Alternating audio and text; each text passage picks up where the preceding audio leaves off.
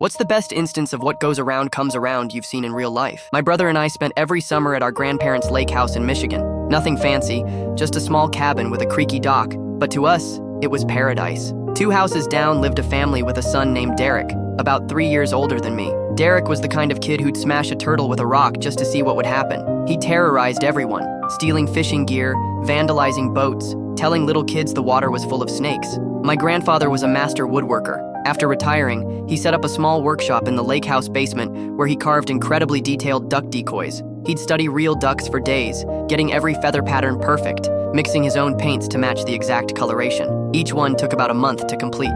That summer, my grandfather had been working on a pair of wood ducks, unlike anything he'd made before. These weren't just decoys, they were art. He planned to enter them in the state fair competition, something he'd never done despite everyone telling him how talented he was. At 76, he was finally ready to show his work publicly. The week before the fair, we returned from fishing to find the workshop door open and the wood ducks gone. We searched everywhere, thinking maybe Grandpa had moved them, but deep down, we knew what happened. Derek had been hanging around that morning, asking suspicious questions about Grandpa's bird carvings and whether they were worth anything. My grandfather didn't yell when he realized they were stolen. He just sat in his workshop chair, looking at the empty space on his workbench, nodding slowly. "It's all right," he said finally. "They're just things, wood and paint." But I could see they weren't just things to him. They represented hundreds of hours of work and a lifetime of observing nature. The next day, I spotted Derek sitting at the end of his dock, holding something in his hands, carelessly turning it over. Even from a distance, I recognized the distinctive green head of my grandfather's wood duck.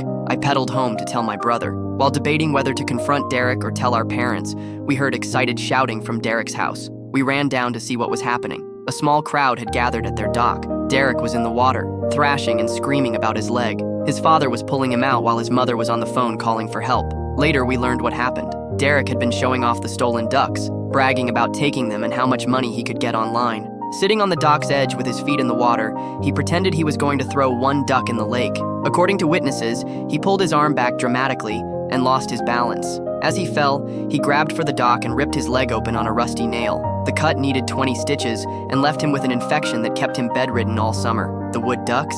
They floated. My grandfather had sealed them properly, knowing they might someday end up in water. A neighbor's kid retrieved them, recognized them as Mr. Miller's ducks, and returned them that evening. My grandfather took them to the state fair the following week. They won first prize in advanced wood carving. The ribbon hung in his workshop until the day he died. Derek's family sold their lake house the next year. I heard his parents couldn't handle the embarrassment of everyone knowing what their son had done. Sometimes justice arrives in unexpected ways, on the point of a rusty nail and the buoyancy of properly sealed wood.